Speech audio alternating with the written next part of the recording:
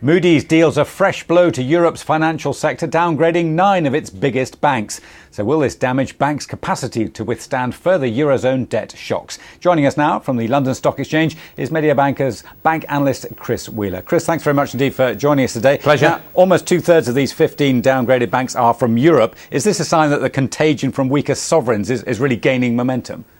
I don't think that's necessarily fair because, of course, a large number of US banks were also downgraded. However, as you rightly say, the two reasons for this universal banking groups being downgraded was obviously the weak capital markets and also, of course, exposure to the Eurozone in general. Citigroup then said that they were especially surprised by Moody's disproportionately adverse treatment of US firms relative to banks in Europe. I mean, is that the case, do you think?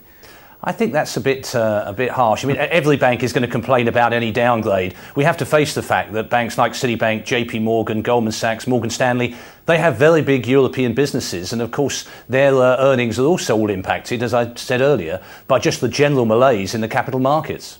The biggest surprise, perhaps, was the 3-notch downgrade of Credit Suisse. Does this leave Credit Suisse with a real competitive disadvantage? Well, Credit Suisse, of course, pointed out to us all this morning in a press release that they're still one of the strongest banks in the world. So while they've come down 3 notches, they're up at the top sort of tier, just below HSBC and alongside JP Morgan. But nevertheless, it is obviously, let's say, a disappointment for them, and obviously reflects the fact that their capital markets earnings have been weak. I would also say it's probably partly a reflection of the fact that their capital position at the moment is not as strong as some of its competitors, although it does quite rightly say it's on a glide path to get to the kind of ratios the Swiss National Bank requires or the FINMA requires next year. So this doesn't damage or the outlook or the future for Brady Dugan particularly?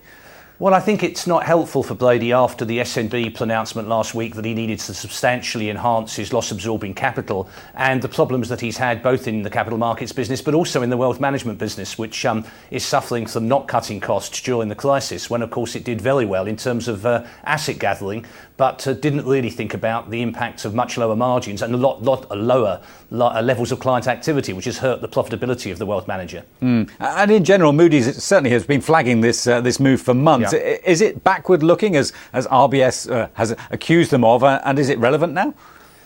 Well, the question here, and it's difficult for all the rating agencies, they don't have an easy job, but on the other hand, they obviously lost a lot of credibility during the crisis. So I think what we're seeing here to a degree, and why some of the banks are irritated, is that they're kind of being, let's put it this way, much more conservative than perhaps they were pre-crisis. And it's very difficult perhaps to argue with that, given the state of the markets at the moment, and the sort of thing we saw at JP Morgan, for example, recently. Let's talk about the collateral. I mean, how easy will it be for banks now to put up this extra collateral when they're already fretting about capital generally? Well, I think it's fair to say that the good news is that Moody's gave them such a long time to prepare for this.